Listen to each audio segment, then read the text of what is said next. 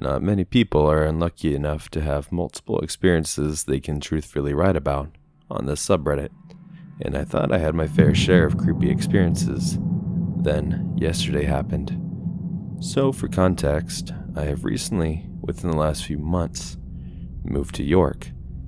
And after the first month there, I had decided to start taking the bus, because I had figured it would be cheaper than paying for gas all the time. This all happened when I was waiting at the bus stop after work.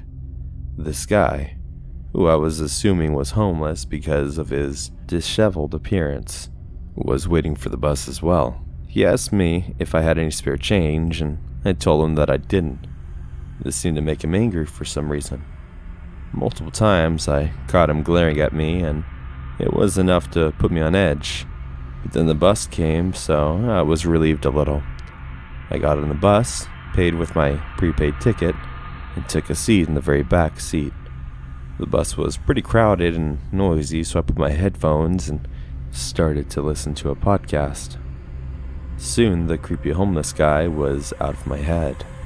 The bus pulled into the transfer station, and I got on the 5W, sitting in the back like I always do. That's when I noticed that the homeless guy had also boarded the 5W. This sent some waves of anxiety through me, but I couldn't believe that he was following me, and I really thought it was just coincidence that he was taking the same bus as me again. So yet again, I tried really hard to keep him out of my mind, which eventually worked. I got off the bus and started walking home, my earbuds still in, listening to Adventure Zone. Amnesty, if anyone's wondering. I walked up to my house and opened the door. My pet, Lily, greeted me like she always does. I actually got Lily after what had happened to me and Katie. This is when things got creepy again. Lily started barking, which she never does, and she was staring out the window above my kitchen sink. It was the damn homeless asshole. It looked like he was fiddling with the window, trying to open it. I ran outside, Lily on a leash, barking at the man and tugging against the leash. I told him that he'd better fuck off, or I'd accidentally lose my grip on Lily's leash. He took the hint and left, and I haven't seen him since, not even at the bus stop. I've considered calling the police, but there's honestly not much to tell them. I probably will call them and report the homeless man, so hopefully he doesn't try this with anyone else.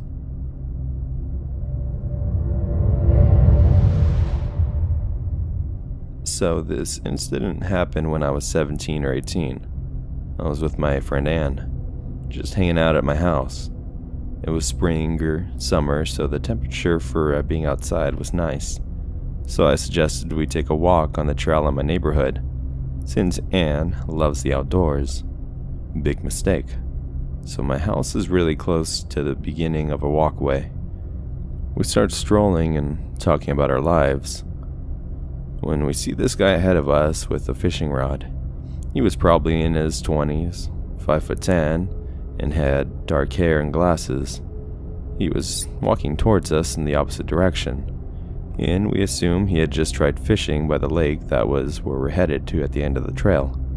Right before he passes us, he looks down at the ground and starts mumbling about something, then looks at us awkwardly and says, "This is a good time for the worms to come out of the ground, since it's just rained and all." My friend and I look at each other with a sort of weirded out look expression and said, "Yeah." We kept walking. We've made it 10 steps before we see the guy turn around and was now following us, going in the same direction he just came from. Now, of course, this freaked us both out. He had a very intense, socially awkward, creepy vibe to him. My gut was screaming that something was off, so naturally, in a state of panic, I called my dad. I started talking and make it sound like he works for the police.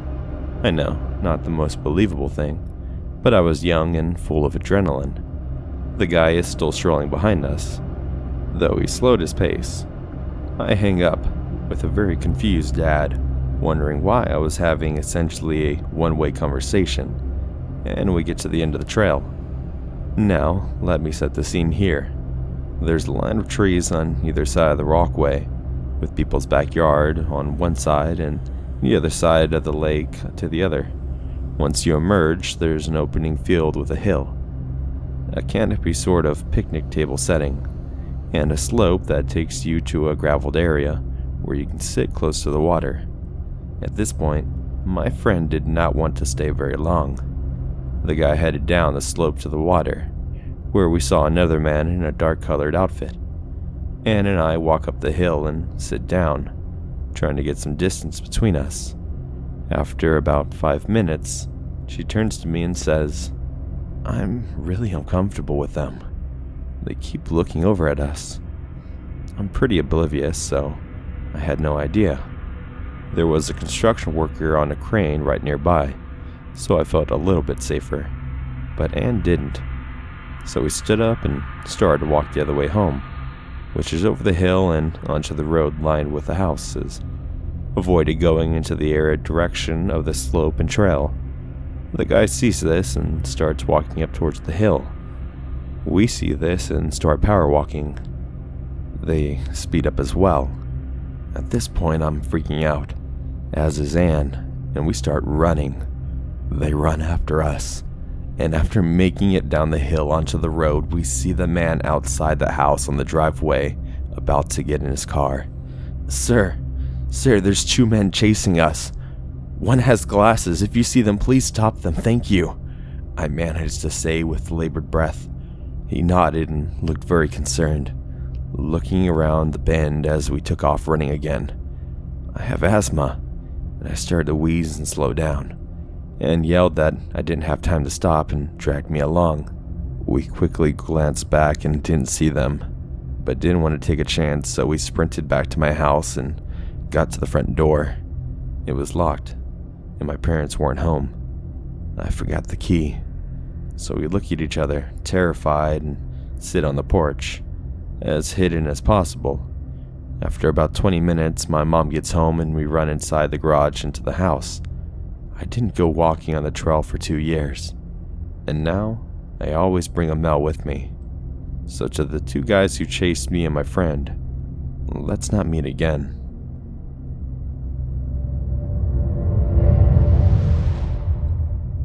So this literally happened 30 minutes ago. I'm driving to work and it's about 3:30 a.m.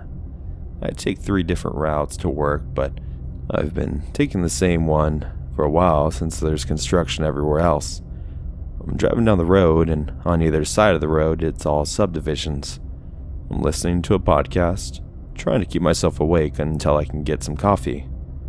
I start getting this uneasy feeling in my stomach, but I thought it was my body telling me to get some caffeine and maybe something to eat. I ignore it and continue driving. All of a sudden, this guy starts running out in the middle of the road. I barely see him since he was wearing dark clothes. I managed to slow down, and I noticed he looked pretty freaked out. Now, I listen to a lot of creepy podcasts ranging from true crime to supernatural. I know the rules to stay safe in situations. I wish I listened to them today. I normally wouldn't have stopped, but I knew that if something happened to me, I would want someone to stop. So I did. Luckily, I kept my car running and I rolled my window down a little bit just so I can talk to the guy. I asked him if he was okay, and he started freaking out, saying that someone was trying to kill him. He told me his dog was ripped apart in front of his lawn, and he tried to pick the remains up to try and bury it, but he saw a man running after him with a knife. He said he thought it was probably a coyote or something, so he wasn't suspicious, but he ran off when he saw this man. Now, I was pretty freaked out, but I noticed something. Yeah, it was dark, but with the lights on inside my car and the lights that were on in front of the subdivision, I could see pretty well. He was younger, about mid-30s, dark black hair and green eyes. He was wearing a hunter's jacket and jeans. I live in Idaho, so hunter's jackets are pretty normal attire. What I noticed, however, there was no blood or fur anywhere on him. I asked him why there wasn't any blood on him, and his whole demeanor changed. It was like I was turning off the switch. My blood went cold. He stared at me for what felt like hours, but it was probably only a couple of seconds. What came out of his mouth next was the final straw for me. His whole body relaxed, he stopped shaking, and he leaned closer towards my window and smiled at me. It was a twisted type of smile, and his eyes went dark. He took a deep breath and said, "I was gonna help you," and then started cackling and tried to open my car door and immediately rolled up the window, put my car into drive and sped off down the road, not stopping for anyone. Once I finally got to work, I started crying. I still have 10 minutes before I have to go in, and honestly, I'm terrified to get out of my car. This is the guy that wanted to help me. Let's not meet ever again.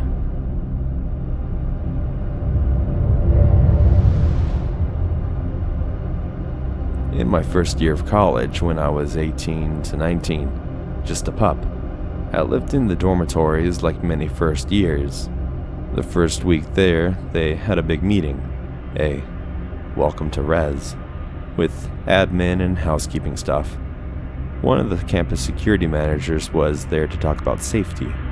One piece of advice he gave was, if you see anyone hanging out around that looks suspicious, the best thing to say is, "Can I help you?"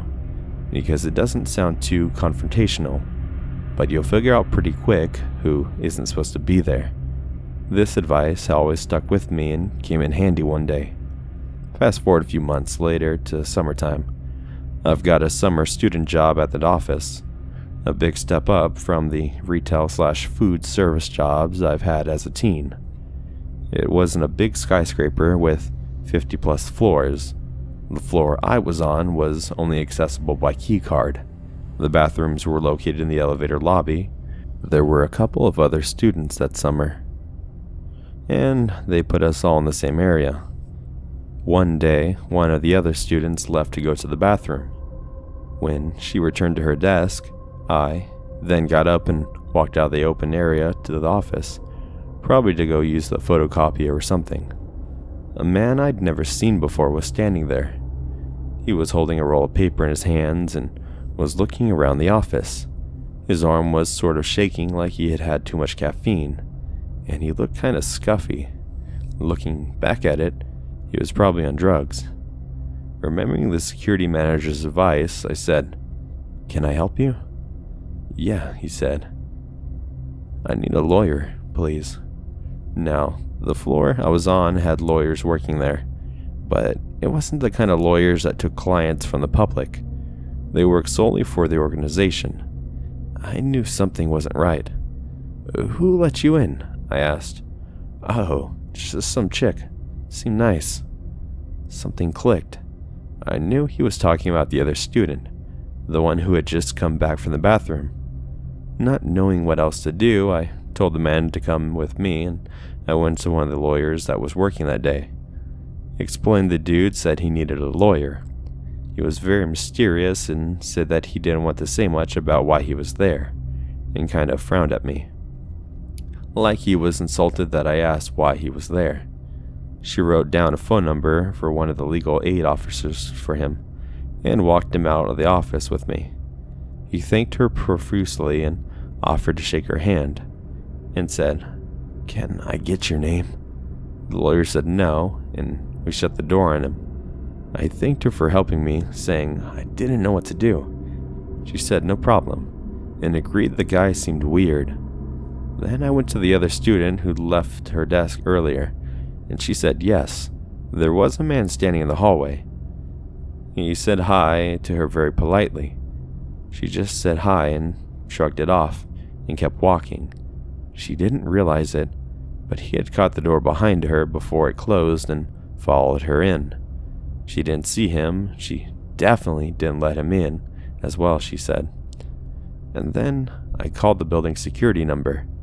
Some guards came up to the floor, and I told them what happened and described the man's appearance. They told me sometimes people will try to break into offices to steal laptops or something. They then took statements from the lawyer and the other student. I asked how he could have known the floor I was on had lawyers. They said he probably didn't know, but that the building was full of them, so when caught, he said it to avoid suspicion. They sent another guard to check the rest of the building for him, but said he likely just took off because having someone stop him and be on to him probably freaked him out. They told me I did the absolute right thing by calling them. Thank you, campus security manager, for giving me some sound advice. Scruffy creep that tried to break into my office. Let's not meet.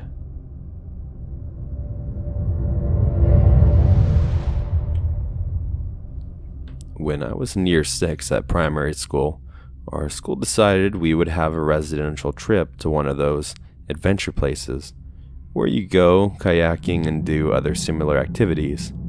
We were all assigned to our rooms of 8. One night, after I had done many activities, I came back to my room and had looked out the window where I could see a strange man in all black sat on the bench. Before going to sleep, I went to the bathroom and shut the window. In the middle of the night, many of us in the room woke up to the sound of a bathroom door creaking and saw a strange man come out. He stood there staring at us.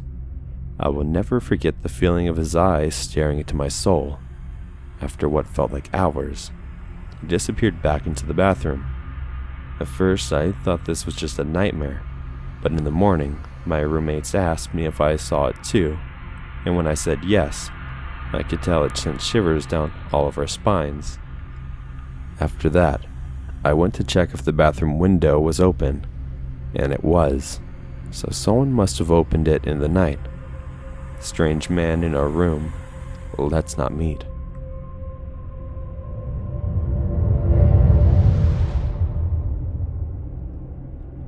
Context.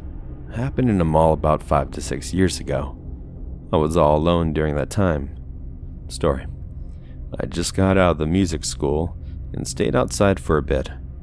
I don't remember much of what I was doing back then, but I think I was just playing on my phone or texting, as I was just minding my own business. A man approached me and provoked me when he tapped on my shoulder. Keep in mind that I don't know who the guy is and I haven't seen him anywhere. By the clothes he wore, he seemed to be a barber from a nearby salon. At that time, I assumed he approached me only to ask for the time or directions. But no, he asked me about my name, age, and if I'm available. He was being suggestive at me. Nervous, I didn't reply. I just stared at him, not knowing what to do. Later on, I hesitated and went back inside the school and told my teacher. She then told me to stay inside for a while. After about 30 minutes, she let me go and I went straight home. I never spoke about it to my parents or siblings. A few weeks later, me and my dad went to the same mall to buy something. As I passed by the music school, I saw the guy. I was horrified as I had thought that he was scolded by the school after what happened last time. Fortunately, he didn't seem to remember me and I was relieved. So that's my story. Even though I'm now 18 and currently live far away from what happened, I still wishing that I would never meet this guy ever again.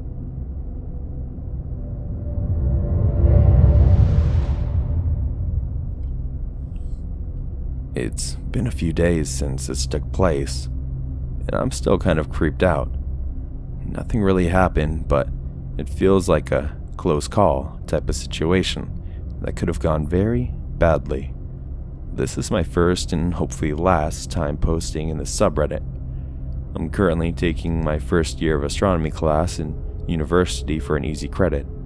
When we were discussing the planets, the professor mentioned that Jupiter and Saturn are highly visible in the southwest sky in the evening, so that the first star you see is actually Jupiter, which is pretty neat.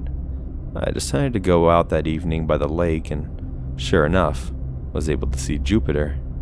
Now the light pollution in the town is pretty bad, but down by the waterfront, the light is somewhat minimized.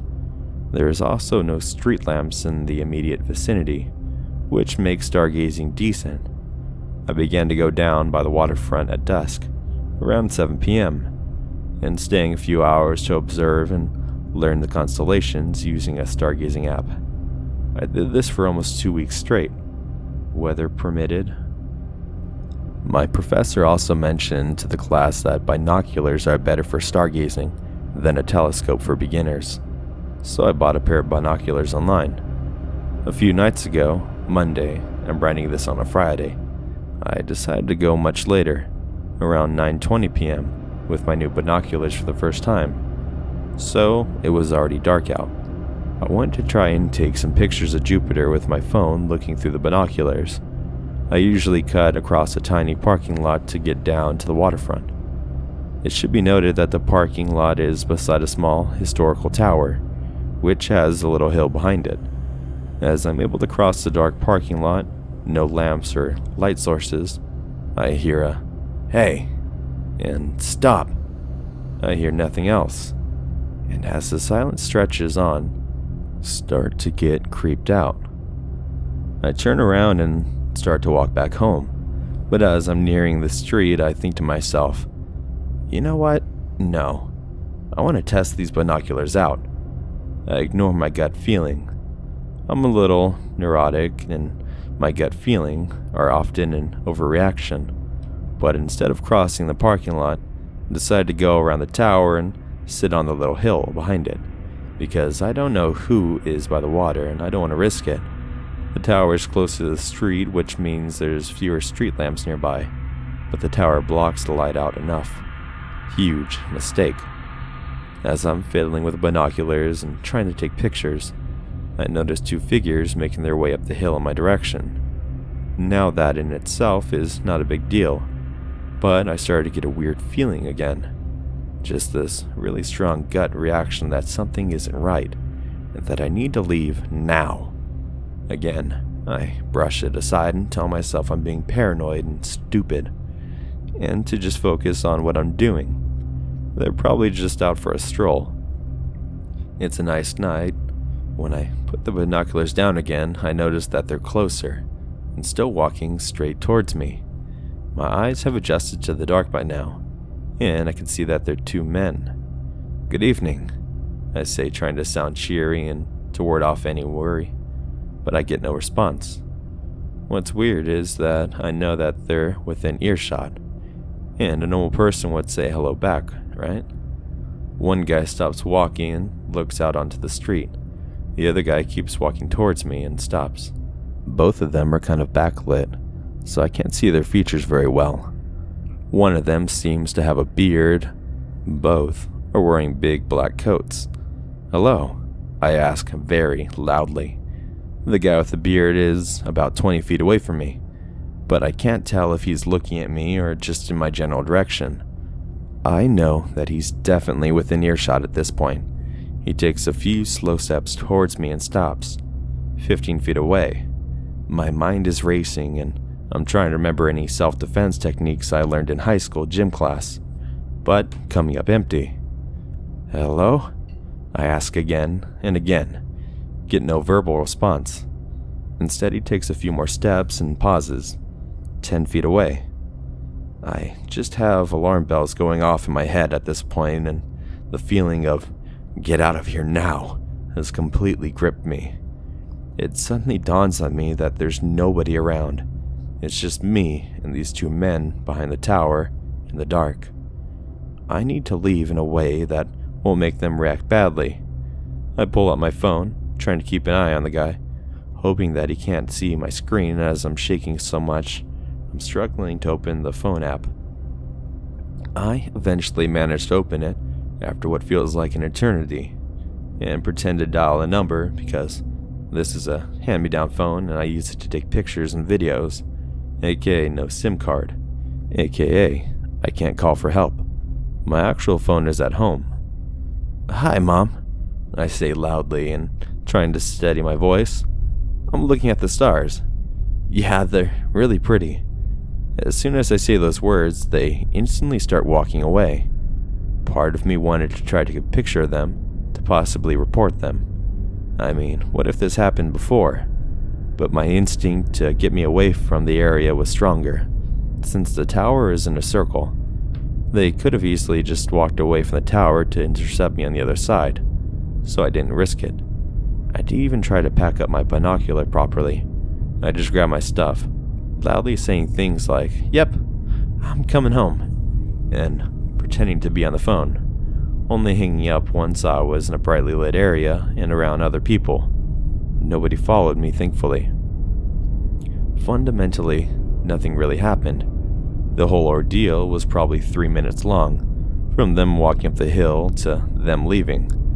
But if you remove the emotions I felt, just looking at the events objectively, it's incredibly creepy how they never replied, despite being within earshot, and how quickly they booked it as soon as I pretended to call my mom. I have no idea what they had planned, but it couldn't have been good given their behavior. I realized afterwards that I had never told anyone what I was doing, and nobody knew where I was or what time I was planning to get back. And given that I'm not great at replying to messages, and am a friendless recluse, and my housemates and I are in completely different programs at uni, no classes together, it's reasonable to assume that nobody would have noticed I was gone for another 12 plus hours.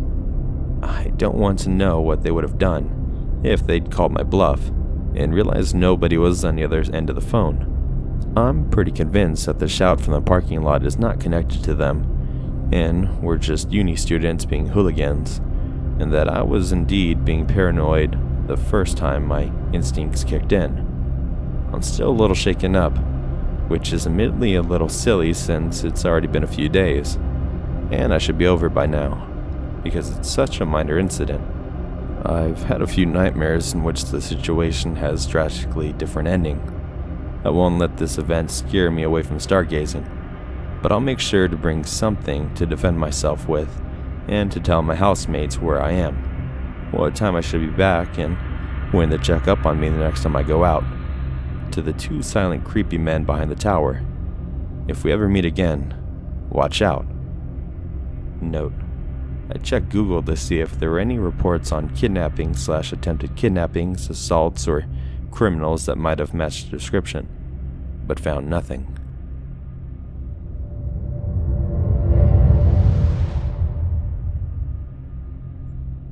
This happened not too long ago. It's kind of embarrassing to talk about, really, but it will probably come out in the news anyways, so I guess I should tell my side before the media makes a field day of it. I can see the headlines now. 26-year-old virgin gets abducted by the only girl he's ever talked to. Alright, they'll probably have more class than that, but anyone who can read between the lines will see it.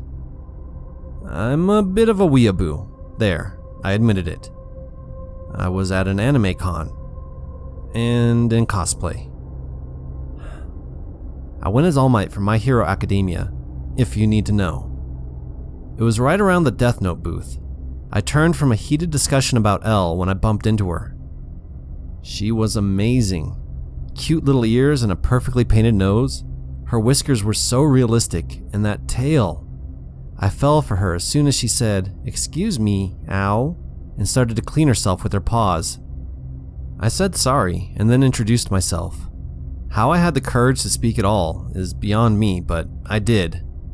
She said something else and it was funny. We laughed. When I turned to walk away, she began to follow me. It was subtle at first, but I finally figured it out. Every time I turned back, she was staring at me. It should have creeped me out, yet it didn't. I had never had that kind of attention from anyone before, and it was flattering. She would give this cute little wave with her paws and meow or purr at me. So damn adorable. I finally said, "Come here, kitty," and she skipped up to me. We spent the day looking at mangas and talking about this lore and that. She said her name was Chi. I assumed she was using a fake name because that's a character from Chobits. It didn't matter though. She was cute and fun and playful and perfect, or so I thought. We stayed together until the convention closed down that day. Before we parted ways, I gave her my phone number, and she gave me the silver bell she wore on her collar.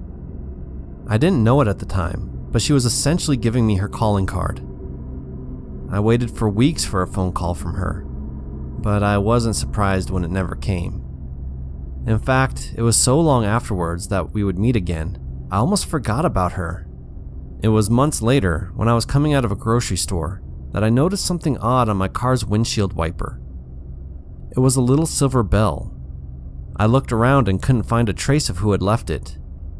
I knew though, because I had an identical one at home. A few days later, I found another one in my mailbox, then one on my desk at work, and finally one on my bed at home. Yeah, I was freaked out. Someone had come into my parents' house all the way downstairs and left a silver bell on my pillow. I was turning it in my hands when there was a knock on the door. My mom yelled out that there was a package for me, so I went to go get it. She asked me who it was from, but there was no return address on it. I made something up and told her it was from one of my fan club groups. She quickly lost interest at that, which allowed me to take it downstairs and open it in peace. Inside the box, there were hundreds of silver bells just like the ones I had been finding. What made this different though was at the bottom, there was a dead mouse. It looked like it had had its throat cut. Truly disturbing stuff. I didn't know what to tell people. I figured they'd all laugh at me or make fun of me or not believe me at all. So I did what anyone would do. I buried the mouse and threw out all the bells I had gotten. I now realize I had just destroyed a lot of evidence. But understand, I was freaking out and not thinking clearly. The next day I began to receive phone calls, one at first, then a few days later, almost one every hour. No one would talk on the other end. It would be meowing or soft purrs for like 5 minutes straight, then they'd hang up. The number only showed up as private. I began to let them go to voicemail. It continued for about a week. On the last day, I had over 200 messages of things like this. Finally, they just stopped. A week after the last phone call, I received a letter. Again, it had no return address.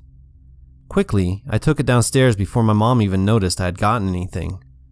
In the privacy of my own room, with only my Spike Spiegel and Fist of the North Star posters to witness, I opened the letter. I screamed.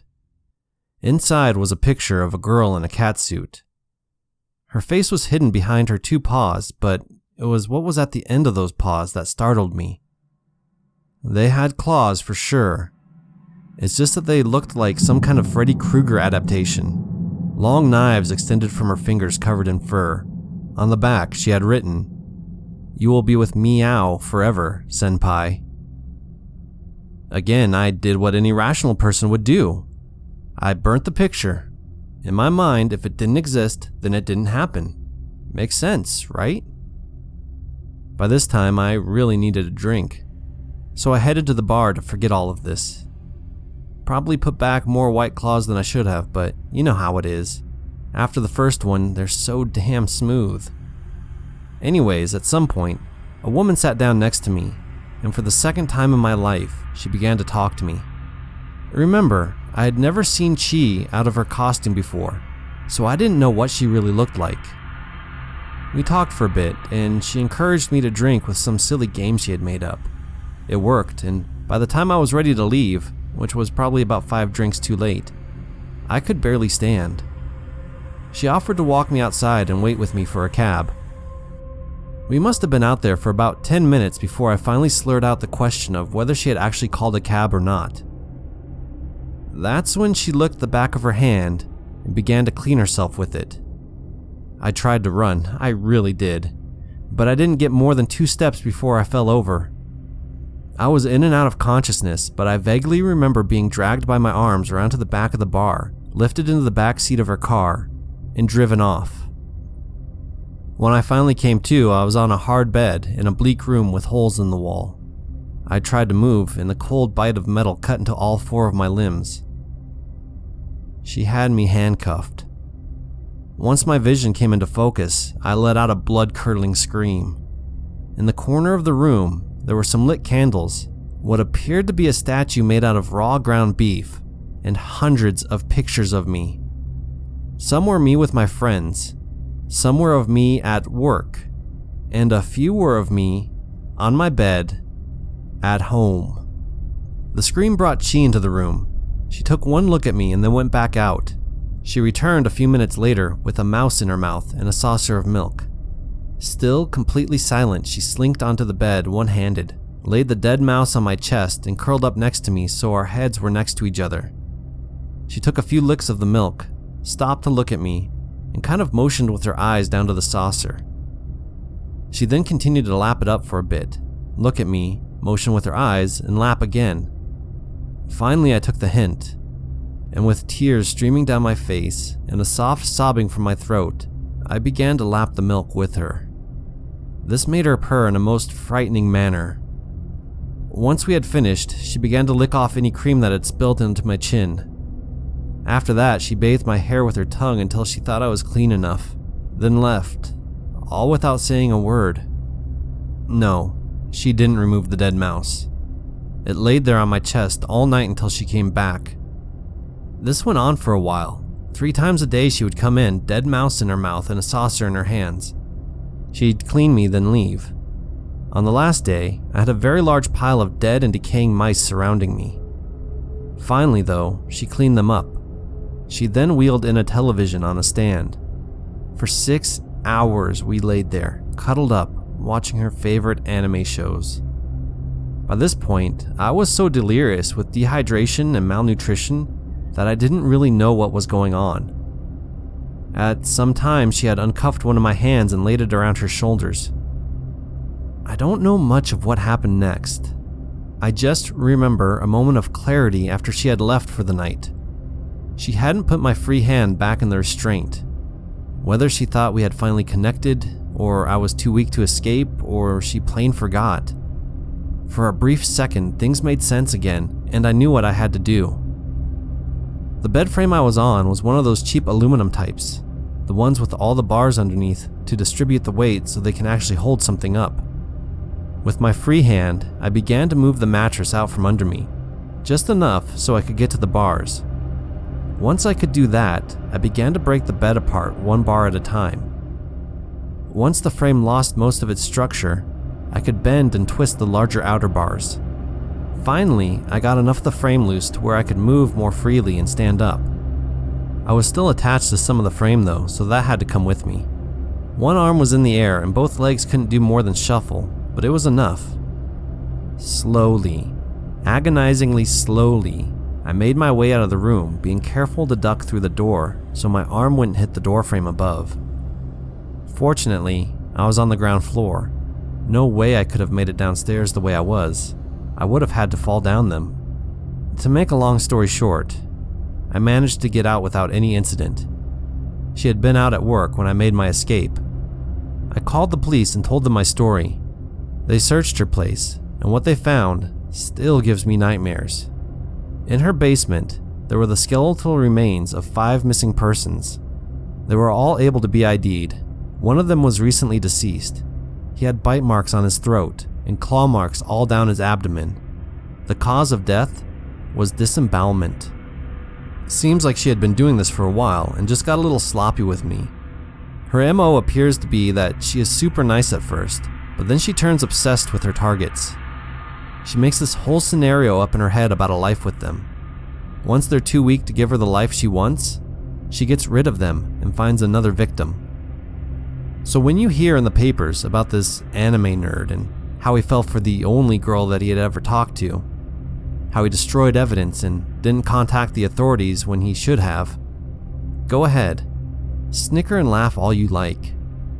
Just know that I had my reasons, and I've learned a huge life lesson out of all of this.